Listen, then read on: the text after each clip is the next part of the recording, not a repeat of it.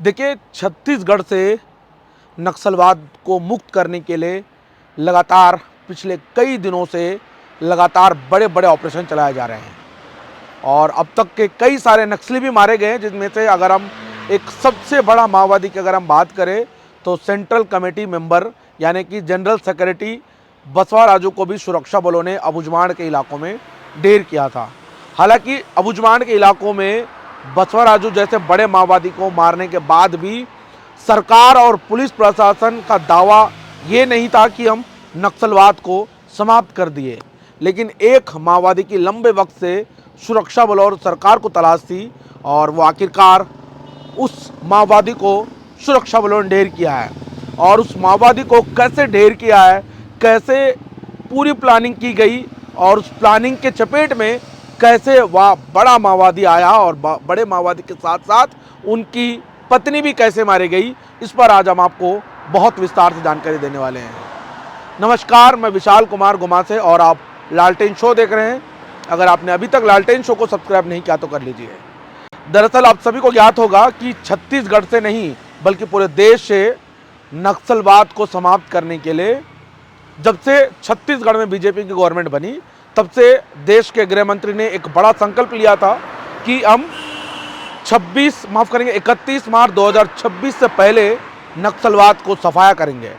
सदन में भी आपने सुना होगा कि अमित शाह ने बार बार एक ही बात को दोहराया था, देश के गृह मंत्री अमित शाह, और वो ये कहते हुए नजर आए कि आने वाले 2026-31 मार्च से पहले नक्सलवाद का सफाया हो जाएगा।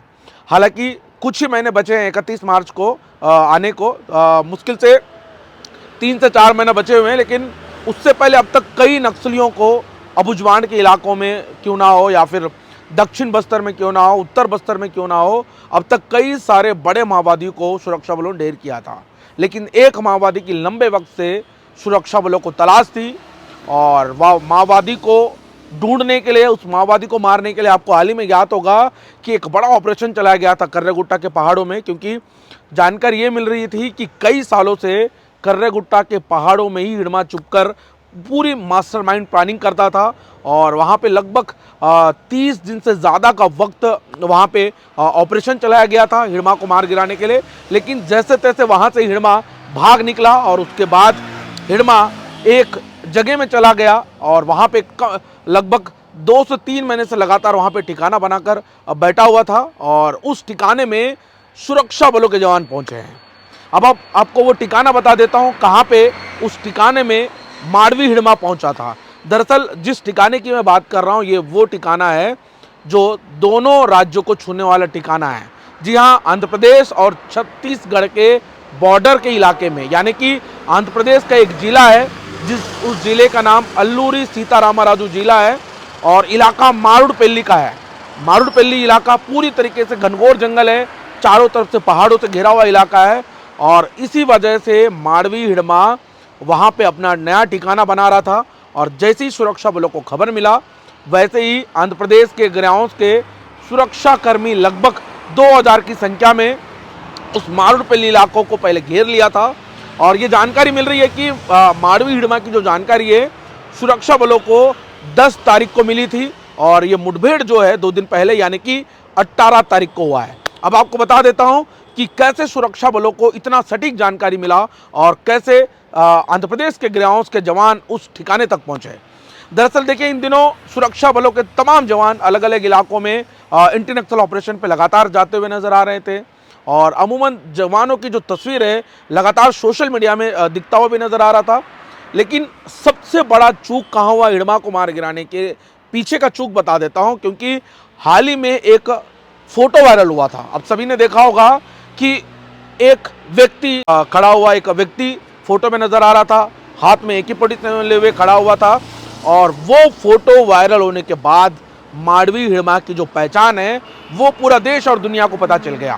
उन्होंने ये जानकारी सुरक्षा बलों को नहीं थी क्योंकि बहुत पुराना फोटो सुरक्षा बलों के हाथ में थी और उस फोटो को ढूंढते ढूंढते न जाने लगभग 1991 में माड़वी हिड़मा ने नक्सल संगठन में ज्वाइन हुआ है और आज लगभग देखिएगा आज 2026 पहुंचने वाला है और 18 तारीख के माड़वी हिड़मा को सुरक्षा बलों ने ढेर किया। सबसे बड़ा चूक है माड़वी हिड़मा का फोटो। हालांकि किसने वायरल किया इस फोटो को, इसकी कोई आधिकारिक पुष्टि नहीं है, पर माड़वी हिड़मा का जैसे ही फोटो आया उसके बाद अब उस फोटो माफी चाहूंगा, अब उस फोटो को दिखाकर सुरक्षा बलों के जवान अलग अलग इलाकों में ढूंढ रहे थे। और जैसे ही खबर मिला कि सुरक्षा बलों को माड़वी हिड़मा के साथ साथ कुछ 10 से 12 माओवादी मारूडपल्ली इलाकों में छुपे हुए हैं, और जानकारी ये भी मिल रही थी कि माड़वी हिड़मा लगभग 200 से 300 संख्या में जो है नक्सलियों को लेकर घूमता था। लेकिन जिस तरीके से एनकाउंटर में नक्सली मारे जा रहे हैं, जिस तरीके से लगातार एक के बाद एक बड़ी जो सफलता सुरक्षा बलों को मिल रही थी, इसी वजह से अब नक्सली जो है कम संख्या में लगातार छुपने का जो ठिकाना वो बना रहे थे।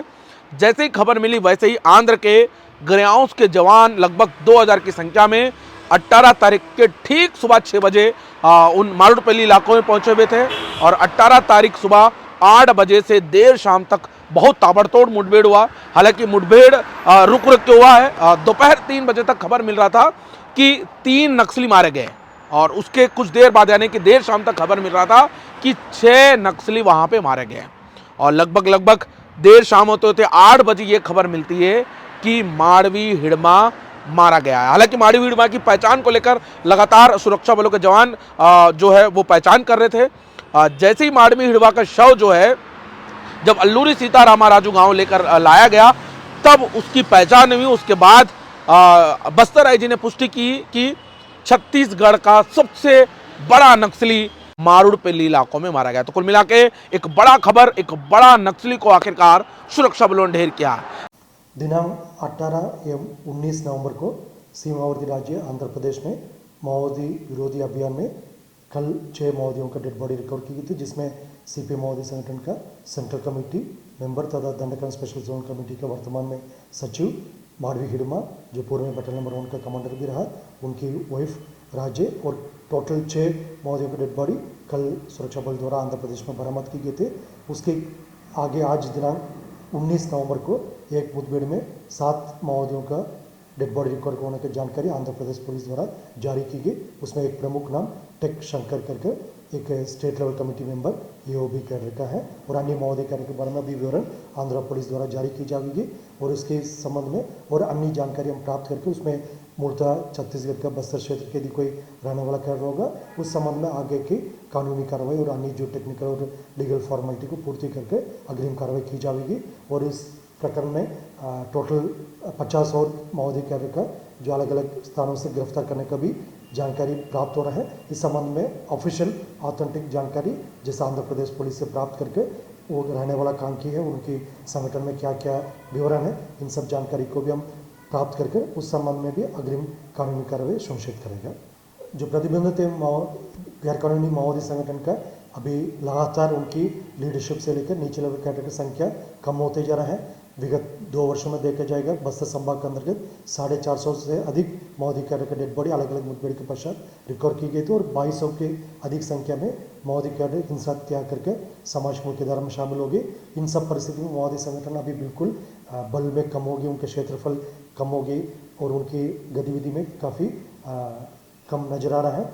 इसके बावजूद कुछ ऐसा संगठन के जो कैडर्स है जो अभी भी जंगल में रहकर क्षेत्र की जनता के जान माल का नुकसान पहुंचाने के उद्देश्य से सक्रिय है, उनके बारे में भी हम जानकारी एकत्रित कर रहे हैं। उनके पास भी एक ही ऑप्शन अभी शेष बच गई है, हिंसा छोड़कर समाज की मुख्यधारा में शामिल होने से बेहतर होगा, अन्यथा हमारा अभियान नियमित रूप से जारी है। संख्या के हिसाब से देखा जाएगा मतलब जो रेगुलर आर्म्ड पार्टी कैडर्स है उसका संख्या बहुत ज़्यादा नहीं, मात्र 150-200 के आसपास होगा। उनके बारे में भी लगातार हम जानकारी एकत्रित कर रहे हैं। उनके पास भी एक ही विकल्प है, हिंसा छोड़कर समाज की मुख्यधारा में शामिल होने के लिए इधर आ जाएगा, अच्छा होगा। अन्यथा जिस तरीके से सीमावर्ती राज्य में भी अभियान नियमित रूप से जारी है, कहीं भी जाएगा फिर सुरक्षा बल की जो कार्रवाई की उनका सामना करना पड़ जाएगा। हिंसा का कोई स्थान नहीं है, कोई रास्ता नहीं, इसलिए समय रहते हुए सही निर्णय लेकर उनको वापस आ जाना चाहिए। देखिए मेरे मन में बहुत सारे सवाल है, मैं आपको सवाल को साझा कर देता हूं। जब बसवराजू को सुरक्षा बलों ने ढेर किया था तब मेरे मन में भी एक सवाल था, जब तक माड़वी हिड़मा नहीं मारा जाता तब तक मैं तो नहीं स्पष्ट मतलब मुझे लगता था कि नक्सलवाद समाप्त नहीं होगा, क्योंकि माड़वी हिड़मा ये अपने आप में एक बड़ा नाम है। अब माड़वी हिड़मा मारा गया तो अब मुझे लग रहा है कि शायद, दरअसल शायद इसलिए कह रहा हूं क्योंकि अभी भी बहुत से नक्सली हैं छोटे मोटे जो नक्सली होते हैं, जो छोटे नक्सली जो होते हैं वही सबसे ज़्यादा एक्टिव होते हैं, क्योंकि अगजनी की घटना हो या फिर नेताओं को टारगेट करके मार रहा हूँ, ये छोटे नक्सली ही करते हैं। लेकिन अब बड़े नक्सली मारे जाएंगे तो छोटे नक्सली भी शायद ये सब तमाम जो घटनाओं को जो अंजाम देते थे वो शायद नहीं देंगे। लेकिन अब माडवी हिड़मा मारने के बाद दावा कर सकते हैं कि नक्सलवाद अब समाप्त हो जाएगा। तो कुल मिला के आज का अपडेट यह है कि माडवी हिड़मा का शव के साथ साथ माडवी हिड़मा की पत्नी राजक्का का शव पुअर्ती गांव लाया गया है और पुअर्ती गांव में उन दोनों का शव का अंतिम संस्कार भी किया गया है। इसके अलावा जो माडवी हिड़मा के समर्थक हैं वो लगातार सोशल मीडिया में दुख जाहिर कर रहे हैं। तो कुल मिला के माडवी हिड़मा को बिरसा मुंडा के को जोड़कर लगातार सोशल मीडिया में वायरल करते हुए तमाम लोग जो है वो भी दिखते हुए नजर आ रहे हैं। तो कुल मिला के माडवी हिड़मा अब 2026 से पहले मारुपेली इलाकों में ढेर हुआ है। एक बड़ी सफलता, एक बड़ी कामयाबी, और देश के गृह मंत्री का देश का गृह मंत्री का जवाब सुनना होगा अब वो पूरे इस नक्सल मामले को लेकर क्या कुछ कहेंगे। तो कुल मिला के एक बड़ा अपडेट है, एक बड़ी खबर है। माडवी हिड़मा जैसा खतरनाक खूंखार नक्सली को आखिरकार सुरक्षा बलों ने ढेर किया है। और बहुत सी जानकारी और हिड़मा को लेकर वो भी हम अगला वीडियो में आपको देने का प्रयास करेंगे। लेकिन फिलहाल ये जानकारी आपको ठीक लगे तो इस जानकारी को ज़्यादा से ज़्यादा शेयर कीजिएगा और साथ में लालटेन शो को सब्सक्राइब कीजिएगा। नमस्कार, धन्यवाद।